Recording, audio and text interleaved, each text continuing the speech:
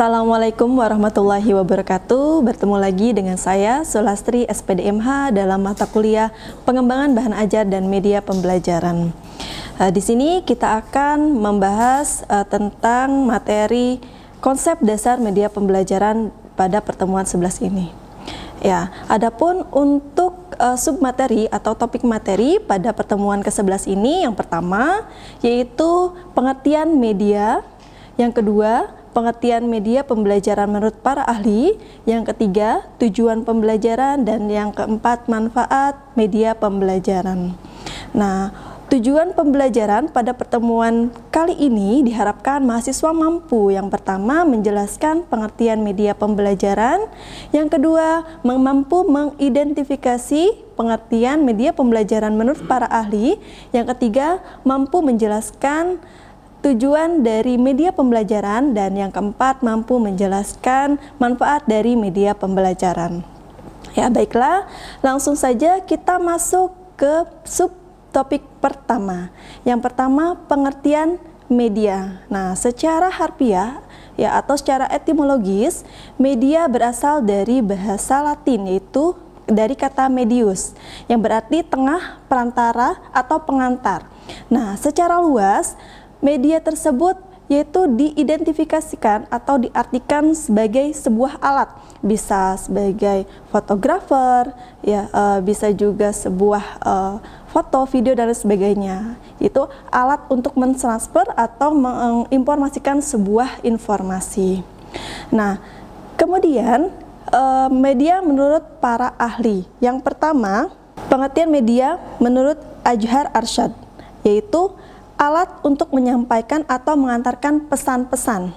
Ya, jadi segala sesuatu apapun itu ya yang dapat membantu atau mengantarkan sebuah pesan atau informasi kepada halayak lama, atau di sini konteksnya dalam sebuah pengajaran ya, itu disebut dengan media. Nah, kemudian menurut Anderson, media itu dibagi menjadi dua kategori. Yang pertama sebagai alat pengajaran, yang kedua sebagai media pembelajaran. Nah, yang dimaksud dengan alat pengajaran menurut Anderson ini bahwa sebuah media itu alat untuk membantu seorang guru ya mentransfer atau membantu menginformasikan segala suatu informasi tadi kepada peserta didik. Nah, kemudian kita lanjutkan, di sini ada pengertian media pembelajaran. Nah, pengertian media pembelajaran secara umum yaitu diartikan tadi ya sebagai alat untuk menginformasikan atau memberikan sebuah pesan ya dalam sebuah pengajaran. Nah, jadi segala sesuatu yang bisa merangsang pikiran ya, yang bisa merangsang sebuah keterampilan dan juga bisa merangsang sebuah perhatian siswa di dalam proses belajar mengajar. Misalkan merangsang pikiran. Nah, di sini kalau misalkan kita sebagai seorang guru, ya anggap misalkan rekan-rekan mahasiswa mengajar di dalam kelas, kemudian mengajar itu hanya secara verbalistis. Ya, jadi hanya menggunakan atau modal verbal saja, kata-kata saja. Nah, bagaimana? Apakah bisa merangsang pikiran si peserta didik untuk memicu motivasinya dalam belajar? Ya, saya rasa pasti akan kurang ya, merangsang pikiran peserta didik tersebut. Karena apa? Tidak digunakan media tadi, ya, tidak ada medianya. Jadi hanya modal sebuah verbal. Seperti itu. Jadi dengan adanya media pembelajaran tersebut ya tadi akan merangsang pikiran, keterampilan peserta didik dalam proses belajar mengajar di dalam kelas. Kemudian pengertian media menurut para ahli ya.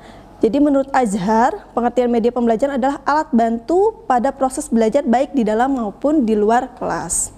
Nah, jadi media pembelajaran ini tidak hanya dilakukan atau digunakan pada saat kita mengajar di dalam kelas, itu juga bisa digunakan di luar kelas, seperti pada saat sekarang ini, masa COVID ini ya, pembelajaran jarak jauh. Semua guru itu menggunakan media pembelajaran. Contohnya apa? Ya dari hal kecil, mereka menggunakan HP ya, atau juga laptop ya. Kalau misalnya di HP kan bisa minimal WhatsApp ya yang mereka gunakan, dan juga bisa menggunakan Google Classroom dan lain sebagainya, itu digunakan. Nah, itu berarti bahwa media pembelajaran itu tidak hanya digunakan di dalam kelas saja ya. Jadi di luar kelas pun itu tidak terbatas oleh ruang dan waktu, itu bisa digunakan. Nah, kemudian Saiful Bahri menjelaskan bahwa media pembelajaran itu alat bantu apa saja ya yang bisa digunakan sebagai penyalur pesan agar tercapai tujuan pembelajaran. Misalkan pada saat ini saya memberikan sebuah video pengajaran ya, materi pertemuan 11 ini kan menggunakan media ya. Nanti video pembelajaran ini dimasukkan ke YouTube. Nah, nanti medianya itu tadi ya bisa dikonsumsi atau dipelajari oleh rekan-rekan mahasiswa. Ya, kemudian menurut Gagne, media pembelajaran sebagai jenis komponen ya yang dimiliki atau dalam lingkungan siswa yang merangsang mereka untuk belajar. Ya, sebenarnya dari beberapa pengertian para ahli ini tidak jauh berbeda ya untuk pengertian tentang media pembelajaran. Intinya itu ya semuanya merupakan alat untuk membantu seorang guru atau misalnya membantu seorang dosen untuk mentransfer ilmu atau menginformasikan sebuah informasi atau materi pembelajaran. Nah, setelah kita mengetahui pengertian dari media pembelajaran secara umum dan menurut para ahli, kemudian kita akan membahas tentang tujuan media pembelajaran. Nah, sebenarnya apa sih tujuan dari media pembelajaran ini? Coba rekan-rekan mahasiswa bisa simpulkan atau bisa menebak ya, apa sih tujuan dari pembelajaran, tujuan dari media pembelajaran tersebut. Nah, secara umum tujuan dari media pembelajaran ini yang pertama mempermudah proses belajar mengajar. Nah, itu sangat-sangat benar sekali ya. Karena apa? Dengan adanya media, seorang guru lah, contohnya yang mengajar di dalam kelas, itu tidak akan cepat lelah atau cepat capek dalam mengajar karena tadi dibantu oleh media pelajaran tadi ya. Jadi mempermudah guru tuh dalam proses belajar mengajar. Kemudian yang kedua, meningkatkan efisiensi dalam mengajar. Nah, ketika kita kita bayangkan dulu ketika kita mengajar hanya modal ceramah atau verbal dengan kita mengajar menggunakan alat ya atau media pembelajaran, itu akan lebih efisien. Jadi waktunya nanti akan tidak habis dengan ceramah kita atau kata-kata kita ya, dibantu oleh media tadi. Ya, itu lebih efisien. Oke, yang ketiga ya tujuan dari media pembelajaran yaitu menjaga relevansi dengan tujuan belajar. Nah, seorang guru juga harus bisa memanfaatkan media pembelajaran ya agar apa? Agar tujuan belajarnya pun tercapai dengan baik. Nah, jadi juga harus pintar memilah-milah media pembelajaran apa yang cocok digunakan untuk tujuan pembelajaran tersebut. Kemudian yang keempat, menjaga konsentrasi peserta didik dalam belajar. Ya, saya yakin kalau misalnya kita hanya mengajar itu hanya menggunakan ceramah, itu pasti konsentrasi siswa ya atau peserta didik 10-20 menit itu masih 100%. Tapi setelah itu pasti sudah mulai berkurang. Kenapa? Di situ munculnya kebosanan ya, kebosanan artinya mendengarkan ceramah terus, tidak ada media yang dimunculkan. Nah, jadi dengan adanya media yang dimunculkan membantu konsentrasi belajar peserta didik. Contohnya, misalkan seorang guru PKN dengan mengajar dengan topik materi proses perumusan dan penetapan Pancasila sebagai dasar negara. Nah, kita gunakan media di situ. Oh, cocoknya itu medianya kita akan menampilkan sebuah video ya, video dokumentasi bagaimana cara waktu itu para pendiri bangsa merumuskan dasar negara. Nah, kita tampilkanlah video ya atau film dokumenter pada saat perumusan dasar negara. Nah, dengan dimunculkannya film atau video tersebut ya, itu nanti akan memicu konsentrasi siswa dalam belajar. Ya, jadi semangatnya pun akan bertambah ya, selain menimbulkan konsentrasi. Jadi tidak merasa cepat bosan dalam belajar ya, konsentrasinya pun tetap tertuju kepada materi yang tersampaikan. Setelah kita mengetahui tujuan dari media pembelajaran, nah sekarang kita akan bahas tentang manfaat dari tujuan pembelajaran ya. Jadi sebenarnya sebuah materi yaitu kan pasti ada yang sulit dan ada yang mudah. Nah, bagaimana cara guru untuk menyampaikan materi-materi yang sulit tersebut ya untuk bisa lebih bisa ditangkap oleh peserta didik. Nah, disinilah peran media pembelajaran. Jadi jangan sampai nanti kita mengajar tapi sama sekali tidak menggunakan media pembelajaran, jadi tidak bisa juga membedakan mana materi yang sulit, mana materi yang mudah. Nah, kalau mungkin materi yang mudah tidak menggunakan media pembelajaran pun bisa terserap baik oleh siswa. Tapi kalau misalkan materi yang sulit, nah itu kan kita harus membutuhkan media lain yang membantu kita dalam memberikan sebuah informasi atau pengetahuan tersebut. Itu.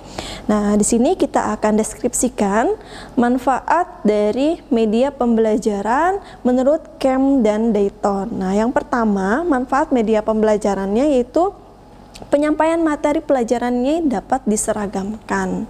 Ya, misalkan kita seorang guru PKN itu bisa mengajar kalau di sebuah sekolah itu bisa sampai misalnya 3 atau 4 kelas ya dengan materi yang sama.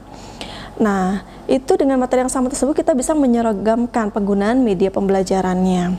Ya, jadi sehingga semua materi yang mudah maupun yang sulit itu bisa terserap dengan baik oleh peserta didik.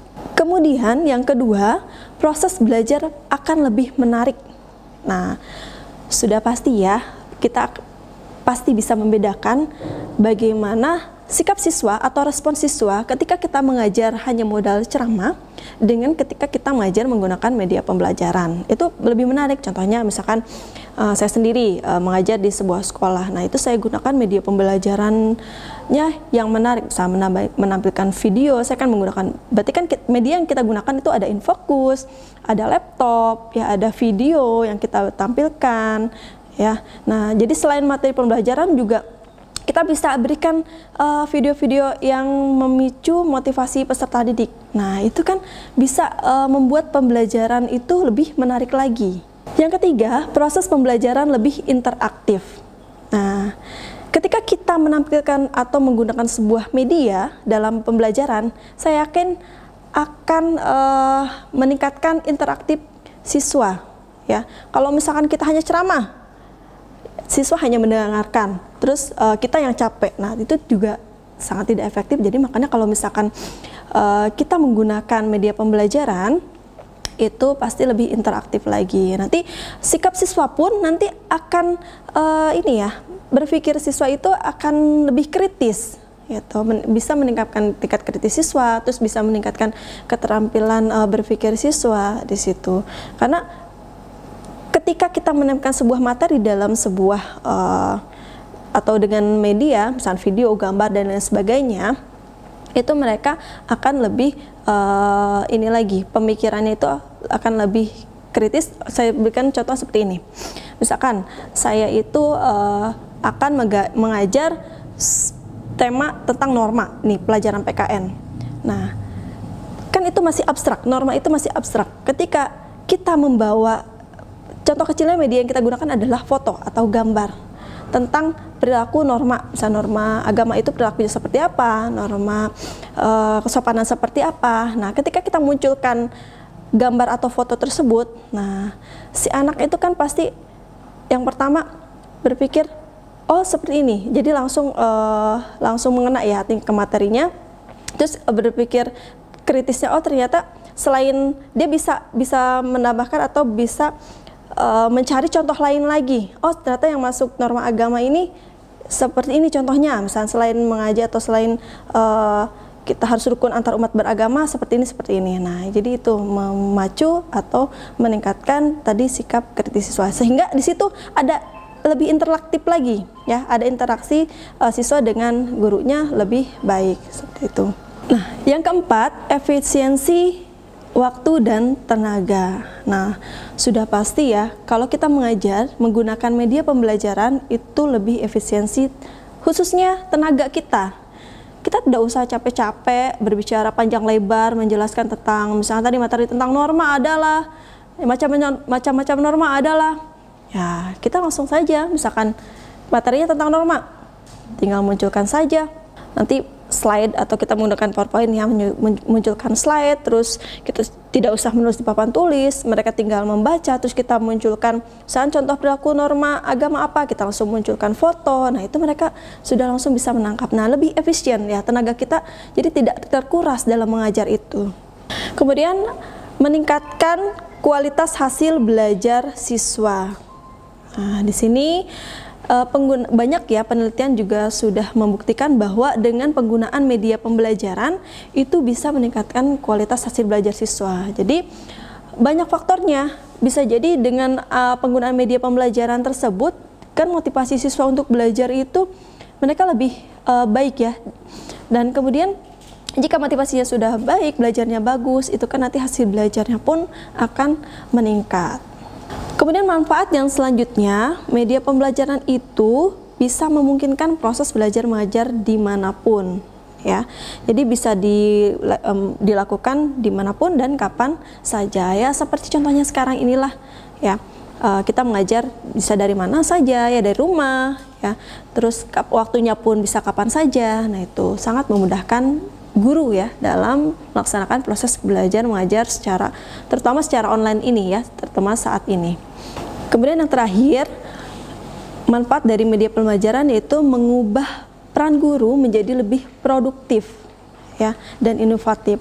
Nah, di sini sudah pasti ya dengan penggunaan media pembelajaran ya produktivitas guru itu meningkat. Artinya apa? Dalam mengajar tidak stagnan menggunakan konvensional saja, artinya hanya menggunakan alat-alat yang ada misalkan whiteboard atau papan tulis, tapi juga produktifnya itu dalam mencari alat atau media yang tepat, itu kan dikatakan produktif ya. Artinya kita juga kan dalam menggunakan media pembelajaran itu tidak sembarangan.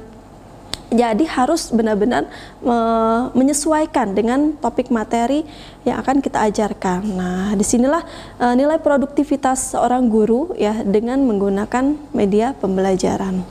Materi yang terakhir kita akan bahas yaitu masih tentang manfaat media pembelajaran tapi secara praktisnya.